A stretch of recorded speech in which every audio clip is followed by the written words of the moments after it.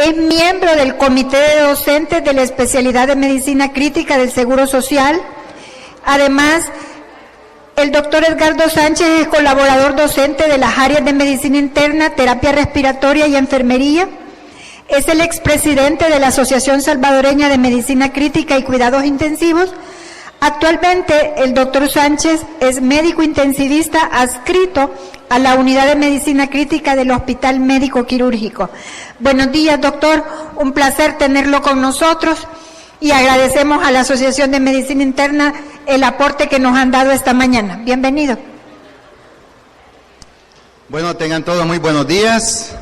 Muchas gracias a la organización de la Asociación de Medicina Interna y también del Colegio Médico por invitarnos a participar en esta jornada. Pues siempre es bueno revisar temas de todas las especialidades y los temas que hemos estado escuchando pues han sido muy excelentes y por supuesto los que faltan todavía. Entonces, esto pues nos retroalimenta a todos en el ambiente médico, independientemente pues de la especialidad, y puesto que no podemos a veces leerlo todo, revisarlo todo, y estas jornadas pues nos enriquecen, ¿verdad?, nuestros conocimientos, y así pues ahora hemos tenido la oportunidad de tocar algunos aspectos fundamentales, ya que no podemos abarcar demasiado por cuestiones del tiempo y hay que ser bastante puntuales. Ahora pues vamos a ver una condición especial que ocurre en esta entidad que llamamos sepsis, que es una entidad clínica pues que no es propia de ninguna especialidad, puesto que cualquier paciente con una condición médica, quirúrgica, obstétrica o incluso pediátrica puede presentar. Si yo les digo a ustedes, levanten la mano los que alguna vez han tratado a un paciente séptico o lo han visto, pues todos, ¿verdad? Todos. ¿Quién no se ha enfrentado ante un paciente con esta condición, clínica? Entonces, esto pues es una emergencia, ¿verdad? La sepsis es una emergencia médica, puesto que cada momento, igual que un infarto, igual que un ACV, igual que una arritmia, por ejemplo, la sepsis es una condición médica de emergencia, puesto que nos estamos jugando en las primeras horas, nos estamos jugando el pronóstico de este paciente, si nosotros no detectamos y no reconocemos la entidad. Tiene un impacto importante a nivel mundial, ¿verdad? 47, 50 millones, por lo menos 11 millones mueren al año. Y bueno, las estadísticas pues se tornan bastante alarmantes, pero que si bien es cierto, los avances en guías, en nuevas terapias, en aspecto de monitoreo, han permitido lograr algunos avances y algunas, dijéramos, victorias en cuanto al manejo, produciendo pues cierto impacto en la mortalidad. A pesar de eso, pues la mortalidad es importante siempre y cuando nosotros no reconozcamos la entidad. Por eso dice, reconoce la sepsis. Reconocer la sepsis es salvar vidas. Si yo no estoy ante un paciente séptico y no reconozco, entonces no voy a actuar y voy a dejar que la situación se complique más. Entonces ya sabemos que sepsis, bueno, es un vocablo, viene de un vocablo griego, ¿verdad? Que sepsis, que significa lo putrefacto, lo podrido. Por eso algunos dicen, este paciente está podrido. Y tienen razón, ¿verdad? Porque eso significa el término sepsis. Los conceptos han ido variando, ¿verdad? De sepsis 1, la publicación de sepsis 2, hasta hoy sepsis 3. Y ahora pues lo definimos como es una disfunción orgánica. Ya no solamente decimos que es una infección más una respuesta inflamatoria sistémica, sino que aquí pues ya estamos hablando de una disfunción orgánica que potencialmente es mortal, por supuesto, pero que es causada por una respuesta disregulada del huésped a un proceso infeccioso, independientemente si sea algo bacteriano, si es algo viral, pero que está generando esa respuesta. Entonces, en cuanto a los mecanismos fisiopatológicos, a grosso modo, podemos hablar pues que hay factores moleculares asociados al daño, a los patógenos, que en alguna forma generan un desequilibrio, ¿verdad? Porque hay un proceso inflamatorio que se va a desencadenar, pero que al mismo tiempo se desencadena como una respuesta antiinflamatoria para tratar de detener en alguna forma la entidad, pero que en determinado momento se genera un desequilibrio y predomina más la condición inflamatoria. Entonces, esto sí se logra perpetuar, si se mantiene, empiezan a ver, aquí pues no se observa muy bien, pero empiezan a liberarse citoquinas, empieza a haber activación de linfocitos, de la cascada de coagulación, de la cascada del complemento, y entonces al final pues viene a ocurrir lo que nosotros no queremos, lo que quisiéramos evitar, que es la disfunción orgánica, con la consecuente daño pues a varios órganos, pudiera ser cerebro, corazón, hígado, etcétera. Y ya sabemos que a medida que se va agregando una disfunción orgánica, la mortalidad se va volviendo ya un poco mayor, ¿verdad? Y va a ser más complicado recuperarlo. Aquí tenemos, ¿verdad?, cómo se va a ir activando a través de todos estos procesos de liberación de citoquinas, donde principalmente, dijéramos, los protagonistas principales son las interleucinas 1B, la C y el factor de necrosis tumoral, generando pues un daño, también activación del sistema del óxido nítrico, activación de la cascada de la coagulación, la agregación plaquetaria, el daño al endotelio, importante. Aquí pues está la capa que recubre la parte luminal del endotelio, que es el glicocálix. Genera pues por ejemplo, una C y D, pero la cosa es que se genera disfunción orgánica. Entonces, ante una condición séptica, sea por lo que sea, lo que nosotros queremos evitar es que disfuncione más el paciente, porque el paciente, por ejemplo, puede llegar con una neumonía, llega con una sepsis por una neumonía, y entonces nosotros le decimos al familiar, pues aquí su abuelito pues está ingresado o está mal por una neumonía severa. Con los días le decimos que el abuelito necesita diálisis. Entonces el familiar es lógico que pregunta, bueno, ¿y por qué mi abuelito hoy primero me dijo que tenía una neumonía y hoy me está diciendo que necesita diálisis? ¿Qué le han hecho? ¿Qué le han hecho ustedes? Entonces el familiar, pues claro, no entiende que el paciente pues puede fallecer por otra condición que se ha agregado, por otra disfunción orgánica que no tenía al ingreso. Entonces, vemos como parte importante en la evaluación, o dijéramos en la fisiopatología, y dentro del aspecto que nosotros vemos pues en el paciente, porque el paciente llega hipotenso, pero el paciente hipotenso no quiere decir, no es sinónimo de shock, ¿verdad? Entonces, cuando nosotros hablamos de un paciente en shock, no estamos hablando de un paciente hipotenso. Ya sabemos que la condición de shock lo que implica, sí implica y puede tener hipotensión, pero lo que implica el término shock es hipoperfusión, ¿verdad? Hipoperfusión. Y ahí pues nosotros tenemos como, dijéramos, variable importante en la evaluación la presión arterial media, lo cual pues va a generar la perfusión, la que va a mantener la perfusión adecuada a nivel orgánico.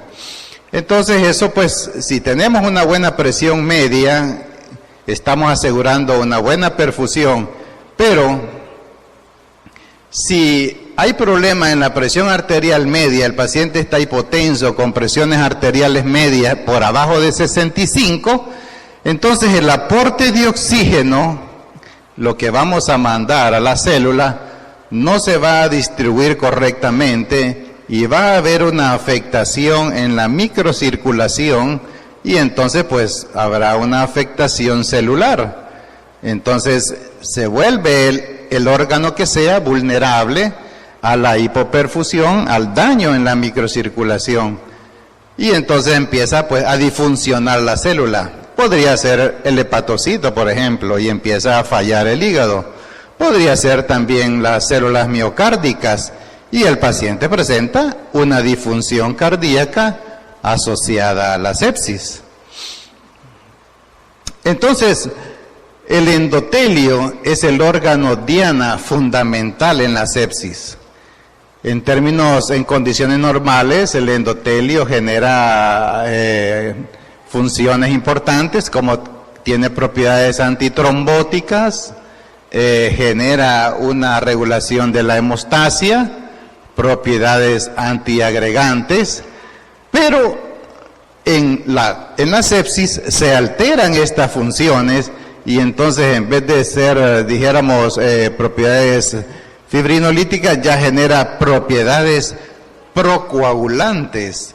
Entonces el paciente pues puede comprometer todavía más la perfusión a nivel de tejidos.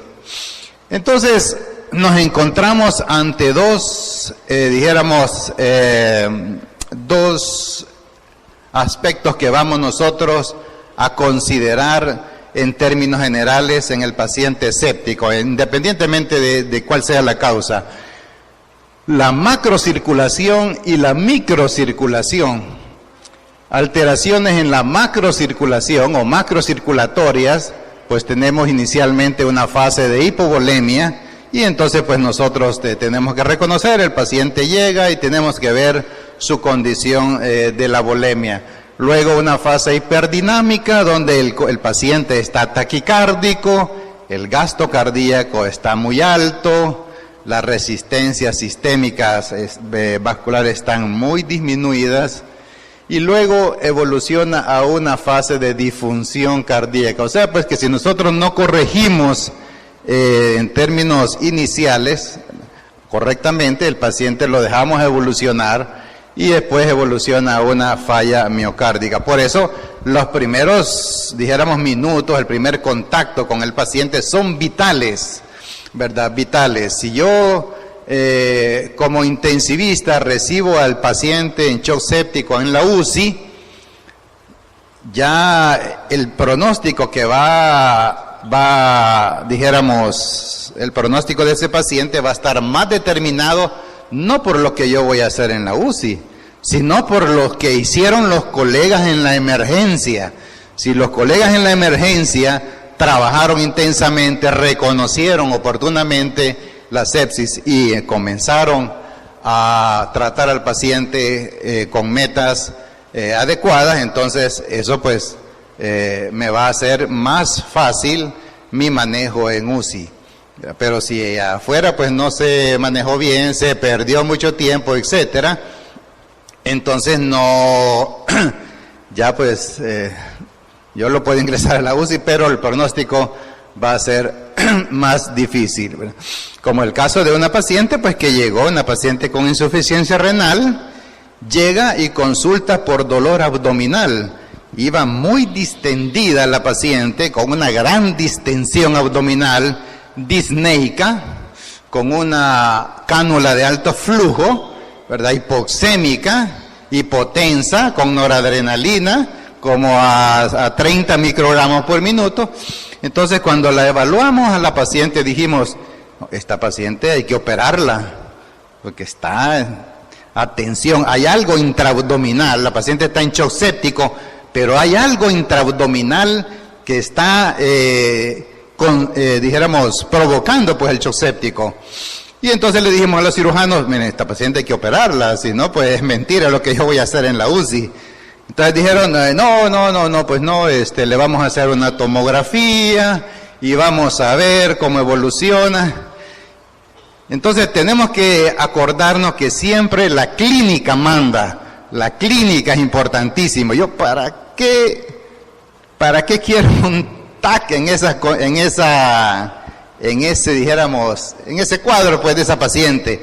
Para ir a perder tiempo en esta paciente de entrar ya a sala, porque probablemente podría tener ahí alguna perforación, pudiera tener una isquemia mesentérica, por ejemplo. Total que le hicieron el TAC, se perdió tiempo y la tomografía fue inconsistente, no logró determinar bien la causa. Entonces dijeron, no, pues no convence para entrarle. No, pues hay que entrarle, la clínica, hay que entrarle. Y se perdió tiempo. Después de mucha discusión y pelear y toda la cosa, decidieron entrar a sala. Y la paciente entra a sala y se encuentra una necrosis intestinal, ¿verdad? Y se hace una resección más una anastomosis. Pero la paciente con lactato de 12, la paciente chocada, ya intubada, entonces se perdió mucho tiempo. Por supuesto que el desenlace fue que la paciente falleció, ¿verdad? Entonces se perpetuó la condición de la paciente, no se resolvió en el momento oportuno, ¿verdad? Entonces la clínica pues siempre manda. Acordémonos porque nosotros no tratamos a veces radiografías, no tratamos a veces gases arteriales, no tratamos exámenes, siempre tenemos que ir a ver pues al paciente, ¿verdad? Como una vez llegó una R3 y llega con una placa y con unos gases y me dice, doctor, tengo este paciente y esta es la placa y estos son los gases, ¿lo intubo o no lo intubo? Yo, espérese, le digo, aquí a mí lo que me interesa es ver el paciente, no ver la placa y los gases, vamos a verlo mejor. Entonces no fuimos a ver al paciente, entonces no podía yo tomar una decisión sobre eso, pues, ¿verdad? Teníamos que ir a ver al paciente. Entonces la macrocirculación, normalmente pues le hemos estado evaluando a través del catéter de arteria pulmonar, que es catéter que es Swan-Ganz, que se coloca a través del corazón hasta las pulmonares. Pero hoy pues ya casi no lo usamos mucho, solo en algunas condiciones especiales. La ecocardiografía, que eso sí pues ha venido a tomar bastante auge, la evaluación ecocardiográfica con los diferentes patrones de evaluación cardíaca, pulmonar, abdominal. Y como siempre pues los parámetros clínicos, ¿verdad? No podemos olvidar los parámetros clínicos, ver la presión del paciente, ver la presión arterial media, su saturación, su diuresis, y esas son las tres, dijéramos nosotros como clínicos. En la emergencia, por supuesto, sí, bueno, si tenemos un eco ahí, pues podemos hacerle ventanas al paciente para evaluar su condición hemodinámica, pero si no tenemos nada, por lo menos podemos ver el aspecto clínico y ver las tres ventanas clínicas de la hipoperfusión. Entonces yo no tengo nada, pero a través de las tres ventanas puedo saber si el paciente está perfundido. Uno, la piel, si el paciente está pálido o si está marmóreo, una piel marmórea, este paciente probablemente está perfundido. Segundo, el sensorio, si el paciente está con cuadro confusional, el paciente está agitado, desorientado. Y tercero, orina. Si el paciente está oligúrico, si está concentrado. Entonces, a través de esas tres ventanas clínicas, podríamos nosotros considerar que el paciente pudiera estar en una condición de hipoperfusión. Y nos vamos a la microcirculación. La microcirculación es la zona terminal del tejido vascular. Dijéramos lo último allá de los vasos sanguíneos, ¿verdad? Las arteriolas, las vénulas, los postcapilares, que tienen un diámetro menos de 100 micrómetros, y hay una disminución de la capilaridad, hay variabilidad en la perfusión, se genera una hipoxia que por supuesto lleva a hipoperfusión y hay una alteración del glucocálix. El glucocálix, que es la membrana que recubre la parte luminal de los vasos y que tiene funciones importantes en cuanto a la permeabilidad, ¿verdad? Y difusión de líquidos, de proteínas y otras sustancias nutrientes también. Entonces, si vemos alterado esto, pues entonces a nivel de la microcirculación se va a generar una afectación importante. Entonces, todo lo que nosotros hagamos para mejorar la macrocirculación, si queremos elevar la presión arterial, por ejemplo, si tenemos una PVC, por ejemplo, ¿verdad? Por lo menos que está una PVC baja y dice, tiene 2 de PVC, bueno, entonces le vamos a pasar líquidos para mejorar la PVC, estamos viendo la orina y vemos que orine. Cualquier maniobra que nosotros hagamos para tratar de mejorar la macrocirculación, suponemos, y es lo esperado, que eso impacte en la microcirculación. Impacte en la microcirculación. Aquí viene el concepto de coherencia hemodinámica. Aparece este concepto de coherencia hemodinámica, que quiere decir que si cualquier maniobra que yo voy a utilizar para impactar, para mejorar la macrocirculación, coherentemente me tiene que impactar en la microcirculación, ¿verdad? Es lo coherente, es lo lógico, ¿verdad? Es lo lógico, igual que en la vida, ¿verdad? Ustedes si se portan bien, pues es coherente que se vayan al cielo. Si son buenos esposos, buenos hijos, buenos hermanos. Pero si se portan mal, se andan parrandeando, fumando, y mujeriando, hombreando, lo que sea, pues se van a ir al infierno. ¿Cómo se van a ir al cielo así? No puede, es incoherente, no puede. Entonces, esta es la coherencia hemodinámica. Si yo mejoro mi macrocirculación, coherentemente tiene que impactar en la microcirculación, pero también existe lo que se llama incoherencia hemodinámica. O sea que si maniobras que yo utilizo en la macrocirculación me afectan adversamente la microcirculación. Como por ejemplo, ¿qué? Si el paciente está hipotenso y vengo yo y digo, no, pues el paciente está hipotenso, está oligúrico, la PVC está baja, entonces tengo que mejorarle la volemia. Y vengo yo y le paso un Harman, 2 Harman, 3 a 4, 5 litros de Harman. Entonces yo digo, no, pues entre más líquido le paso, pues más me va a mejorar la PVC, más me va a mejorar el gasto cardíaco, más me va a orinar, pues y eso es bueno.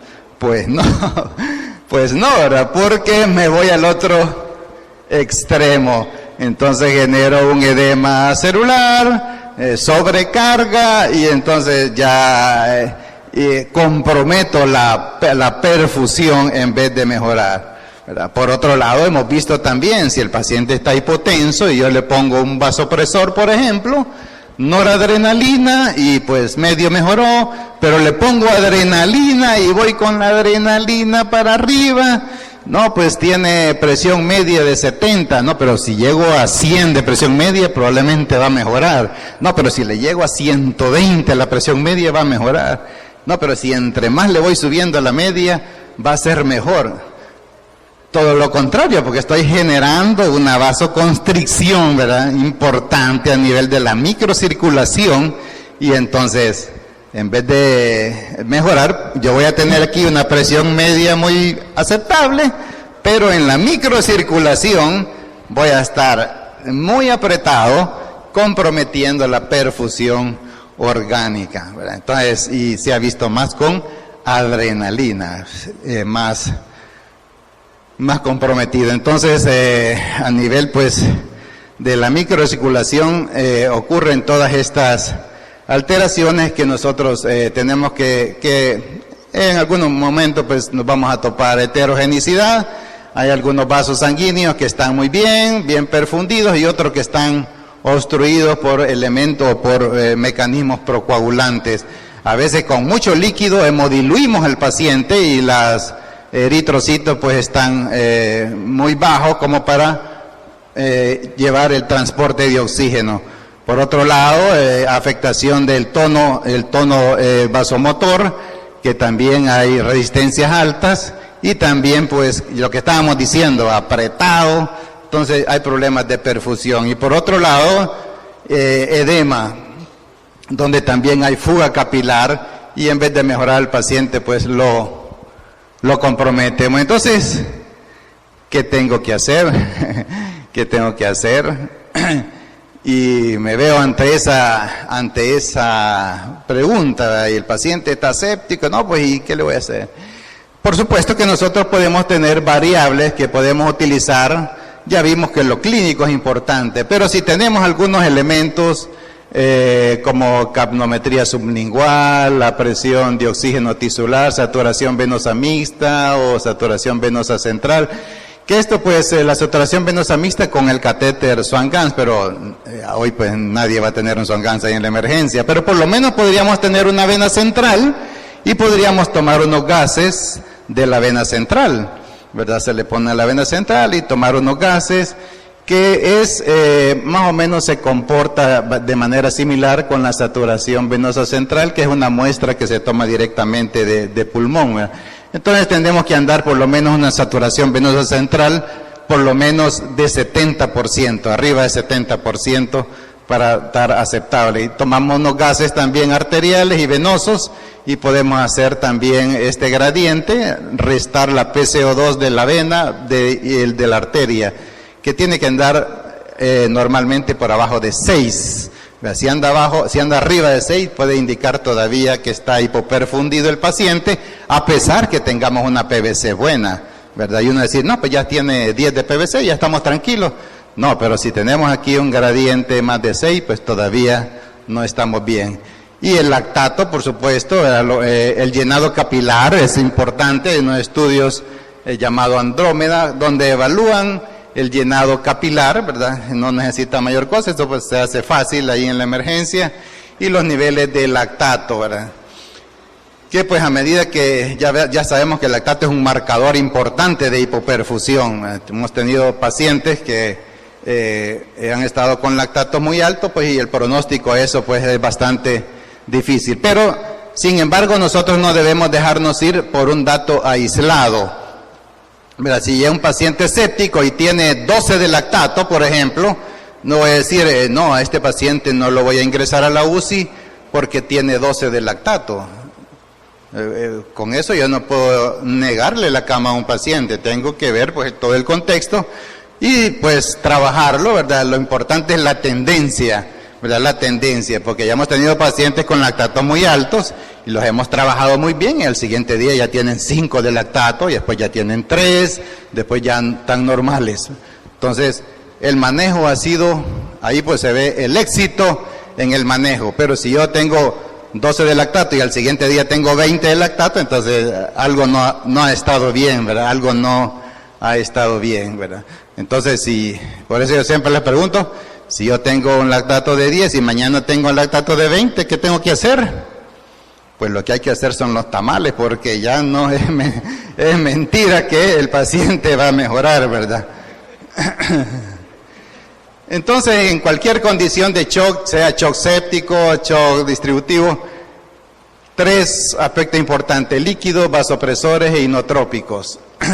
En la campaña de sobrevivencia a la sepsis que se ha publicado en varios idiomas ha permitido guiar esta terapia.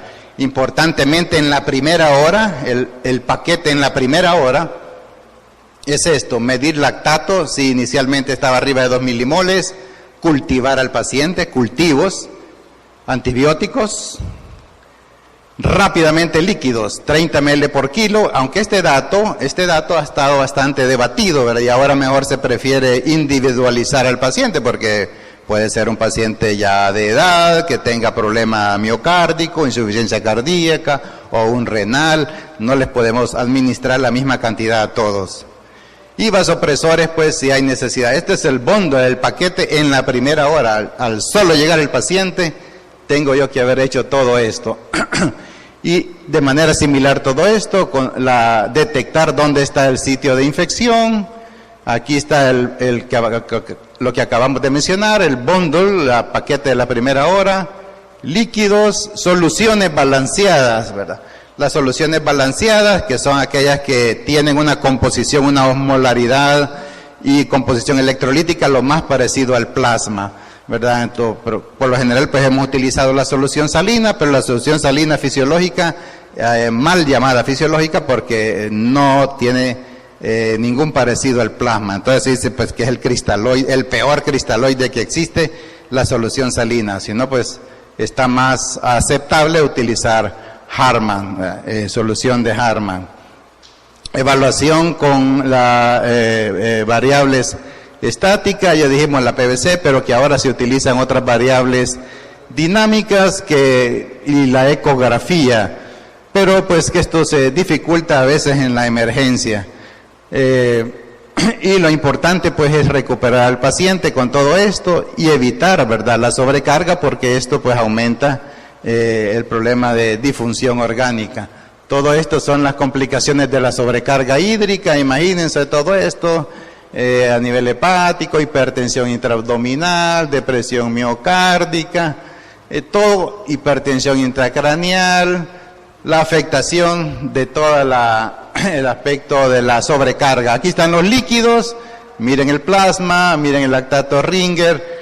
Si ustedes ven el plasma, 135 a 145 milimoles, y miren la solución salina, 154, o sea que no se parece para nada, igual el cloro. Entonces, las soluciones balanceadas son aquellas que tienen una composición lo más cerca del plasma, por un lado, y por otro lado, que tienen menos cloro, ¿verdad? Porque las soluciones cristaloides, que tienen más cloro, como la solución salina, pues están asociadas a ocasionar acidosis hiperclorémica. Entonces también pues generan cierto fallo renal. Entonces, es las recomendaciones del Surviving Sepsis, las campañas de sobrevivencia a la sepsis, guiar la resucitación, guiado por lactato, como ya decíamos, puede ser mejor, ¿verdad? Y también el llenado capilar puede ser también un dato importante para poder guiar. Esto solamente para que lo puedan revisar en cualquier libro, las fases de la reanimación, el protocolo Rose, reanimación, O de optimización, S de estabilización y E de evacuación, ¿verdad? O sea, pues que empezamos a hidratar, a reanimar al paciente, optimizamos, lo estabilizamos, pero después tenemos que desescalarlo, resucitarlo para evitar las consecuencias de la sobrecarga.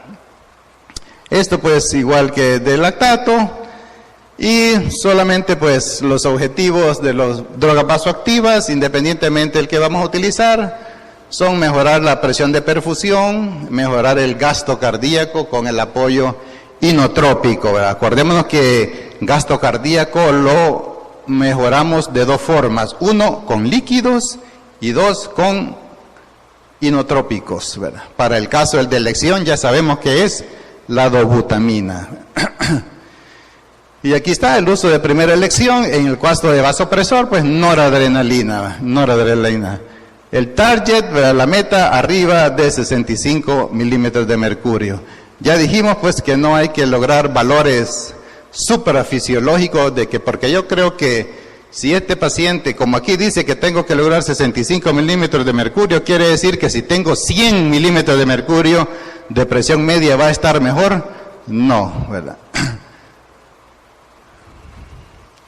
Entonces concluimos. Esto sí, bien rápido. La fisiopatología de la sepsis es compleja y tremendamente heterogénea, ¿verdad? Entonces, por eso pues incluye muchas medidas, ¿verdad?, para afectar, pero lo primero, como ya vimos, afectar o trabajar la macrocirculación para que me mejore la microcirculación, que es el punto clave.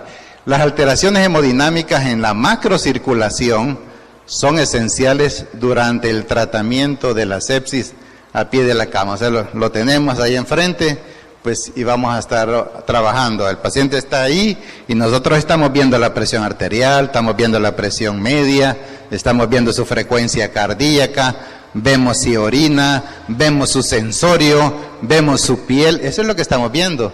No estamos viendo la saturación venosa central, la saturación venosa mixta, la PO2 tisular, no lo estamos viendo, ¿verdad? Entonces trabajamos todo esto para que nos impacte en la microcirculación.